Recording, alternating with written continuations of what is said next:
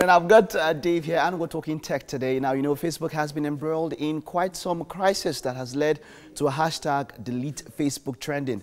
Now, some high-profile personalities have seemingly boycotted the social networking site. Now, today, Dave is in the house. It's great to have you, Dave. Nice to be here. Yeah, so now, myself included, not so many people know exactly what is happening with Facebook at this point in time.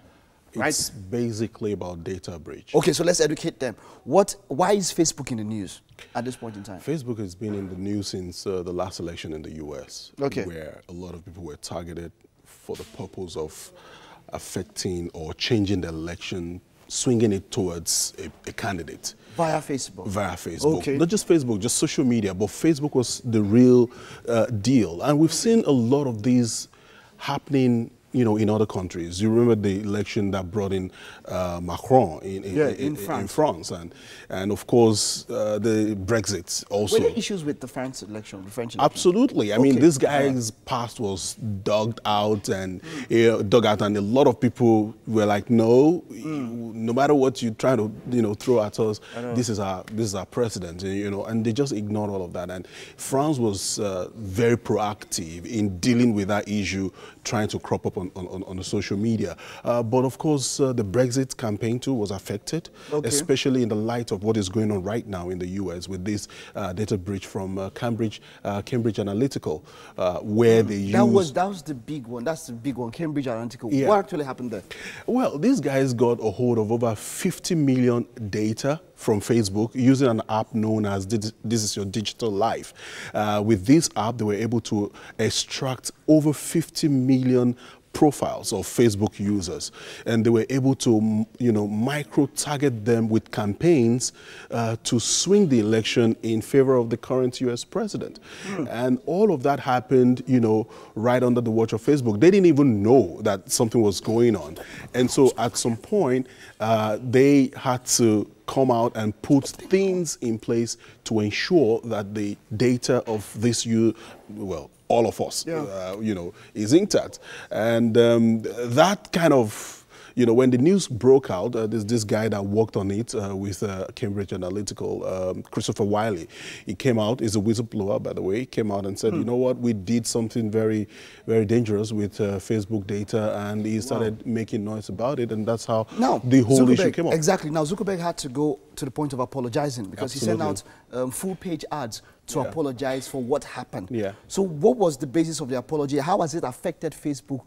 What's the way forward? Is it something big? Is it something that is Facebook going to take a hit? It's big because we're talking about trust here. I mean, you go online, you put in all your details, you know, your family photos, you know, Facebook can track you to your location. Sure. Everything about you, if you're on Facebook, is probably there. Okay. All right, and you expect the organization to take care of your data. Of your data. And now somebody comes in, takes your data to psychoanalyze you.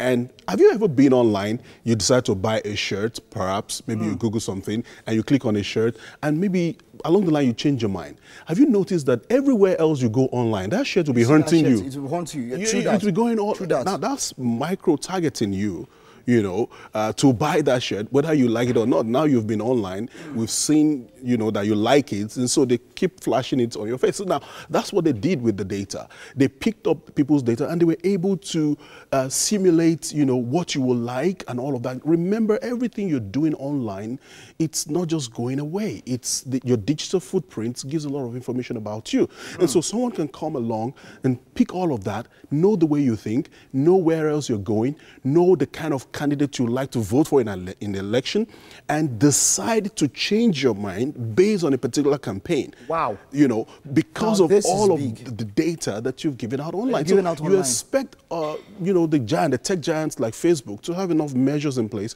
to protect your data and ensure that this does not get into the wrong hands. Because, look, in this day and age, data is everything. It is. Your data is everything. I mean, anybody can target you with anything.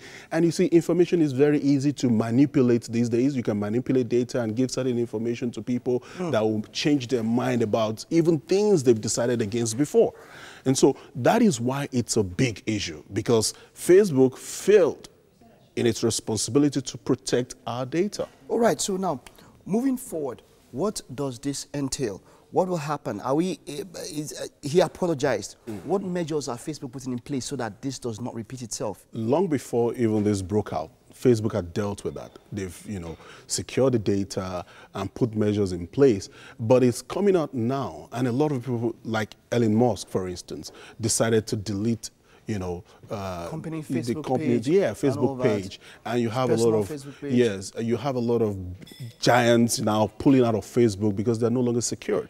Now, to that extent, it'll probably affect the fortunes of Facebook, but on the larger scale, on the long run, I'm not too sure it will have. That hits Facebook that no, much. I mean, we're talking about the major social media platform. Now, I'm not too sure this will have, and that is why Mark had to come out quickly to apologize. And, assure everybody that, look, your data is safe with us. So but what we can tell people out there is, if you don't put it out there, if you don't put your personal data out there, nobody can grab it and use it. Exactly. Now that's the point. Putting personal data, where's the threshold? Because you have to put some sort of data to sign up to these particular networks. So where do you draw the mark? Where should the threshold be? It depends on you. What do you want out there? Okay, so if I put up my name, all you need really is just your name and your email address, and your account is active. But we see a lot of people going the extra mile. As far as location, as far as workplace, as far as university, where even you their schooled. phone numbers, right there on Facebook. There for a while. Because of business, I'm thinking of business.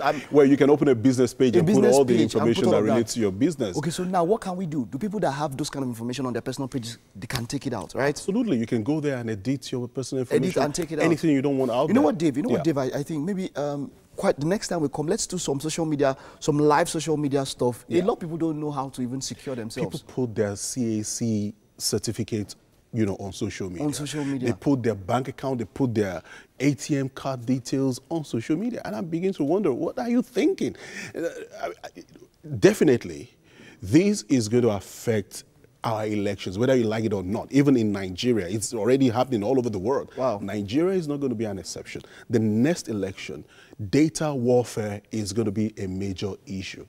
We're still struggling with authenticating our votes, making sure our vote counts. But there's a bigger problem waiting. Even when your vote counts, how are you taking the decision to vote for the person you're voting for? And that is where data warfare comes in.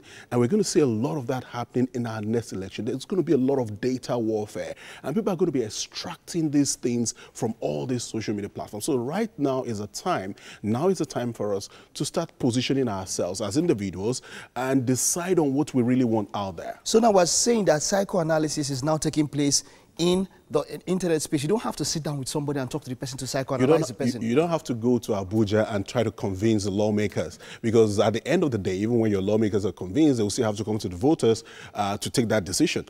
Now, people are, short-circuiting that circle and just going straight to the voters. Right there on your phone, you get videos, and like I said, you can manipulate anything now. I can make you to say things you have never said before. I can have your voice recorded you saying things that you've never said before. I can put your face in a place you have never been before. I can do a video of you doing things you have never done before.